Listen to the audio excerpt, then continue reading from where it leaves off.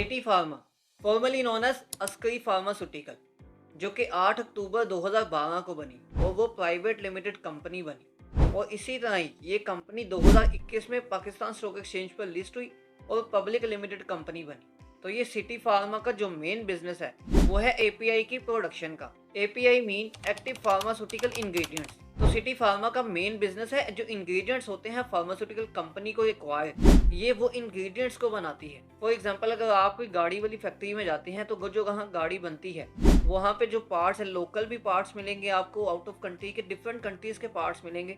तो डिफरेंट जगह से पार्ट्स आकर एक कार बनती है। तो सेम इसी तरह जो फार्मास्यूटिकल में मेडिसिन बनती हैं वो भी डिफरेंट इंग्रेडिएंट्स से मिलकर बनती है और डिफरेंट इंग्रेडिएंट्स के सोर्सेज जो हैं वो डिफरेंट ही होते हैं और इसी तरह लोकेशन भी उन इंग्रेडिएंट्स की डिफरेंट होती है। तो सिटी फार्मा का मेन बिजनेस है इंग्रेडिएंट्स की प्रोडक्शन का।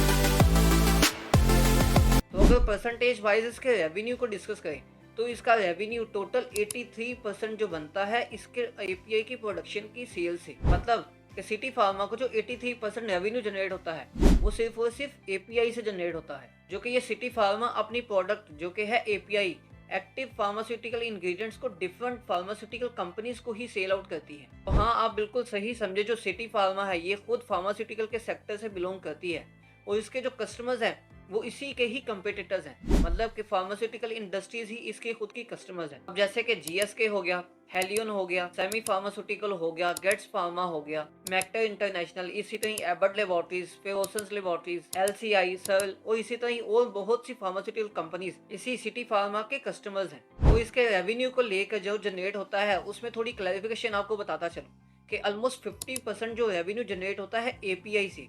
मतलब कि एक्टिव फार्मास्यूटिकल इंग्रेडिएंट से जो 50% रेवेन्यू जनरेट होता है कंपनी का वो सिर्फ एक ही सिंगल कंपनी से आता है जो कि है जीएसके। तो जी हाँ, ये ग्लैक्सोस्मिथक्लाइन कंपनी जो फार्मास्यूटिकल की कंपनी है यही तकरीबन 50% का रेवेन्यू जनरेट करके देती है। यही मेन कस्टमर है सिटी फार्मा का। तो बाकी भी बहुत सारे कस्टमर्स, लेकिन उनकी जो डिमांड है वो बहुत कम है ग्लैक्सो के अकॉर्डिंग कंपैरिजन अगर करें हम। तो ये सिटी फार्मा के 83% तो जो रेवेन्यू आता है वो एपीआई से आता है और बाकी जो ऑलमोस्ट 70% का जो रेवेन्यू है वो कंपनी को आता है फॉर्मुलेशन से। तो ये फॉर्मुलेशन पूरे पाकिस्तान में गवर्नमेंट जो हॉस्पिटल्स हैं उनको भी, इसी तरह हेल्थ केयर प्रोवाइडर्स हैं, ऑर्गेनाइजेशन हैं, इन सब को जो फॉर्मुलेशन है वो प्रोवाइड की जाती है और बकिया का 70% रेवेन्यू यहीं से जनरेट होता है। और इसी तरह हम अगर ओवरऑल कस्टमर्स की बात करें सिटी फार्मा के तो जो कि तकरीबन 500 प्लस कस्टमर्स है सिटी फार्मा के। तो अब यहाँ पर वीडियो में आगे बढ़ने से पहले हम इसके थोड़ा सा बिजनेस को अंडरस्टैंड करते हैं। तो बिजनेस बेसिकली इसका B2B है, मतलब कि बिजनेस टू बिजनेस ये काम करते हैं। अब एक ही कंपनी है, ये सिटी फार्मा के जो कस्टमर्स हैं वो खुद ही फार्मास्यूटिकल सेक्टर्स हैं, फार्मास्यूटिकल सेक्टर की इंडस्ट्रीज। अब ये जो इसके कस्टमर्स हैं ये इनके साथ एज सच कोई ना प्राइस पर कोई बहस हो सकती है, इनके साथ प्राइस भी फिक्स होती है, बाकी सारे जो एग्रीमेंट्स हैं वो भी फिक्स हुए होते हैं। तो इसमें कोई भी प्राइस का इंक्रीज नहीं देखा जा सकता क्योंकि ये बिजनेस टू बिजनेस ही वर्क करती है। तो यहाँ पर जो प्रॉफिट रेशियो है वो भी बहुत कम होती है। यहाँ पर सिटी फार्मा की जो ग्रोस प्रॉफिट मार्जिन है वो तकरीबन 13 से 14% है, जो कि दूसरे कंपटीटर्स मतलब कि जो दूसरी फार्मास्यूटिकल कंपनीज है उनसे बहुत ज्यादा कम है। अब वो कितना कम है हम वीडियो के आगे ही देखते हैं। अब बेसिकली सिटी फार्मा ग्लोबलाइजेशन की तरफ जा रही है और अपनी प्रेजेंस दिखा रही है। जिस तरह का ये फर्स्ट एग्रीमेंट मेरी फार्मा जो इंडोनेशिया की कंपनी है, इंडोनेशियन कंपनी के साथ हुआ, तो इस एग्रीमेंट के थ्रू डिसाइड हुआ कि यहाँ पर इंडोनेशिया में उस कंपनी के थ्रू एपीआई का प्रोडक्शन प्लांट लगाया जाएगा जिसकी capacity almost 10,000 metric ton per annum और जो कि पैरासीटामोल की होगी और इसी तरह 1800 metric ton per annum amoxicillin की प्रोडक्शन भी होगी। तो ये अभी सिर्फ एग्रीमेंट है जो कि तकरीबन 2027 से ऑपरेशनल होना स्टार्ट हो जाएगा और रेवेन्यू जनरेट करेगा। और इसी तरह ही एक और एग्रीमेंट सिटी फार्मा का सऊदी अरेबियन कंपनी के साथ जो कि All Care Group of Industries के साथ हुआ, जिसमें 6000 टन कैपेसिटी प्रोड्यूस होगी पैरासीटामोल की और इसी तरह ही 1500 ton per annum amoxicillin produce की जाएगी उस एग्रीमेंट के थ्रू जो प्लांट सऊदी अरब में लगाया जाएगा। और इससे भी रेवेन्यू 2027 से ही जनरेट होना स्टार्ट होगा। और इसी तरह मजीद 3 कंट्रीज के साथ इनके एग्रीमेंट्स शेड्यूल में है। तो उम्मीद है कि इन 2 कंट्रीज के अलावा मजीद 3 कंट्रीज में सिटी फार्मा अपने कदम जमाएगी। अब ये जो 2 एग्रीमेंट्स हैं जो कि 2027 से ऑपरेशनल होंगे, 2027 में जो रेवेन्यू जनरेट करने के बाद इसी तरह 2030 में इन्होंने अपनी कैपेसिटी जो इंडोनेशियन प्लांट है उसमें 2x करनी है और जो सऊदी अरेबियन प्लांट है उसमें 3x करनी है। और इसी तरह मजीद ये अपनी प्रोडक्शन को इन्हांस करेंगे उन कंट्रीज में। और इसी तरह ग्लोबलाइजेशन से थोड़ा हम आगे आए तो फार्मास्यूटिकल कंपनी जो कि सिटी फार्मा है, इसका चाइनीज कंपनी के साथ जो कि Hangzhou new seed technology company है, जो कि चाइनीज फार्मास्यूटिकल टेक्नोलॉजी सेक्टर से बिलोंग करती है, उसके साथ पार्टनरशिप हुई है। अब ये पार्टनरशिप होने की वजह ये है, ये पार्टनरशिप इसलिए हुई कि पाकिस्तान में जो एपीआई की प्रोडक्शन है उसको इन्हांस किया जाए और उसकी प्रोडक्शन को इंक्रीज किया जाए। और इसी तरह सिटी फार्मा का पाकिस्तान में विजन 2030 जो कि ऑलरेडी इस वीडियो में कवर हो चुका है, तो आप इस वीडियो को भी जाकर लाजमी दिखेगा, जो कि सिटी फार्मा का विजन है 2030 का। तो विजन 2030 तक जो सिटी फार्मा है ये बायोटेक्नोलॉजी और इसी तरह ही बायोलॉजिकल साइंसेज वाली फील्ड्स में कदम रखने जा रही है, जिसमें सिर्फ एक ही कंपनी है जो कि है बीएफ बायोसाइंसेज। तो ये सिटी फार्मा के कुछ एनालिसिस उसी के बिजनेस के अकॉर्डिंग थे, लेकिन अब बात तो यहाँ पर अगेन स्टार्ट हो गई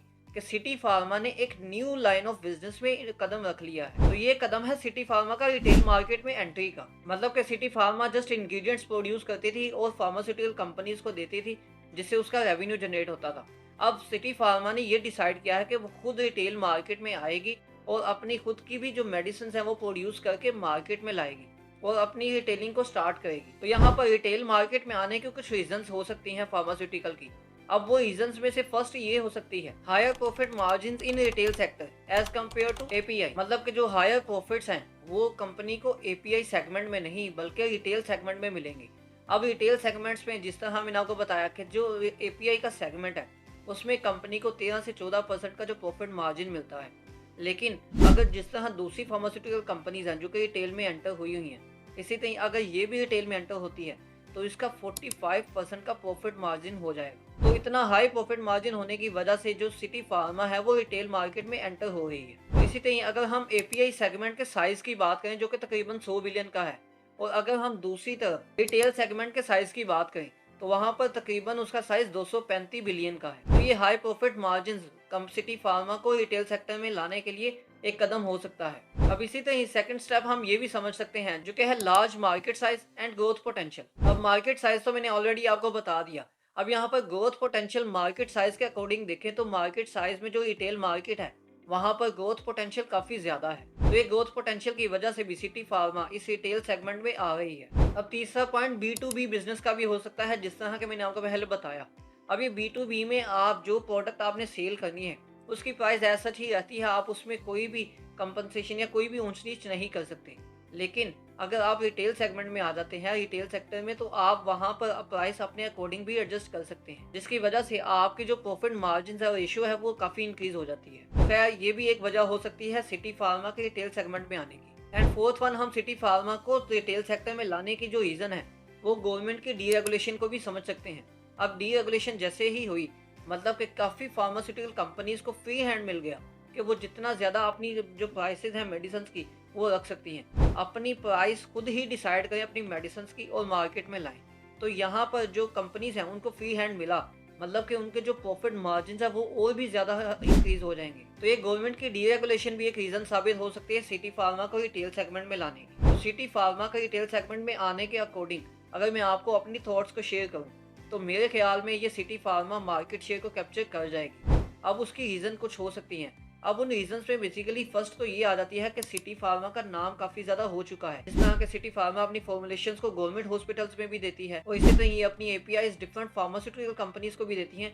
तो ये सिटी फार्मा का एक नाम बन चुका है। तो ये रिटेल सेगमेंट में आकर अपने जो कदम जमा सकती है क्योंकि इसका एक नाम बन चुका है। और इसी तरह सेकंड रीजन जो मेरे अकॉर्डिंग बन सकती है वो यही है कि ये जो फॉर्मुलेशन कंपनी खुद बनाती है, अब इसी फॉर्मुलेशन से कंपनी अपने जो प्रोडक्ट्स हैं मेडिसिन हैं उनको प्रोड्यूस करेगी।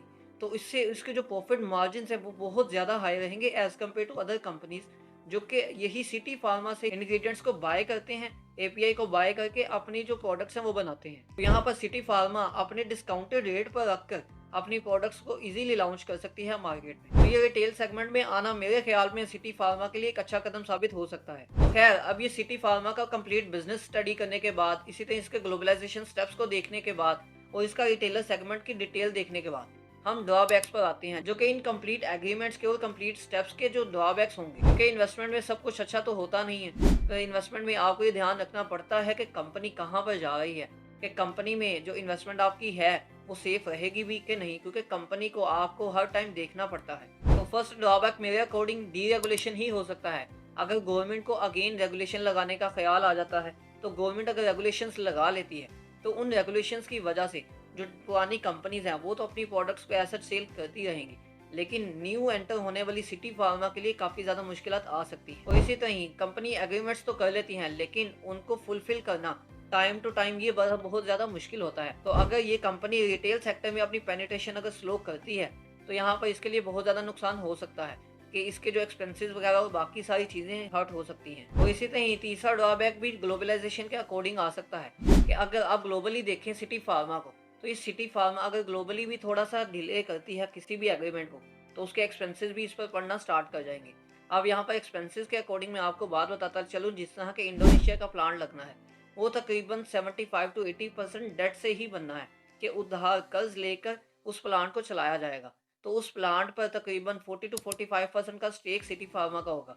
तो यहाँ पर सिटी फार्मा को भी बहुत ज़्यादा नुकसान हो सकता है अगर इस एग्रीमेंट में कोई डिले आता है, तो उसकी वजह से भी कंपनी के जो प्रॉफिट्स हैं वो काफ़ी ज़्यादा हिट हो सकते हैं। अब जो चौथी चीज़ मुझे लगती है वो है इतने ज़्यादा एग्रीमेंट्स, इतनी ज़्यादा पार्टनरशिप्स। अब बेसिकली कंपनी रिटेल सेगमेंट में भी आ रही है और ग्लोबलाइजेशन में भी अपने कदम रख रही है, और इसी तरह ही चाइनीज कंपनीज के साथ भी एग्रीमेंट्स उसने लॉन्च किए हुए हैं। तो यहाँ पर कंपनी को चलना बहुत ज़्यादा मुश्किल हो सकता है, लेकिन अब कंपनी ने इतनी ज़्यादा एग्रीमेंट्स, इतनी ज़्यादा पार्टनरशिप्स को प्रोड्यूस कर ही लिया है, तो यहाँ पर कंपनी को इन सब को साथ लेकर चलना लाजमी है, जो कि काफ़ी ज़्यादा मुश्किल नज़र आता है। लेकिन अगर कंपनी इस मुश्किल को पार कर लेती है तो 2029-30 में इस कंपनी के आप स्टॉक की प्राइस काफ़ी बेहतर देख सकते हैं। तो ये सिटी फार्मा आपको कैसी लगती है, इसके क्या ड्रॉबैक्स हो सकते हैं, आप इसमें इन्वेस्टमेंट करेंगे कि नहीं? आप अपनी राय इस वीडियो के कमेंट सेक्शन में लाजमी दें। वीडियो अच्छी लगी है वीडियो को लाइक और दोस्तों की हेल्प के लिए शेयर लाजमी करें, और ऐसी मजीद पाकिस्तान स्टॉक एक्सचेंज से रिलेटेड न्यूज़ एंड अपडेट्स की वीडियोस को देखने के लिए and most important technical analysis का जो कोर्स स्टार्ट हुआ है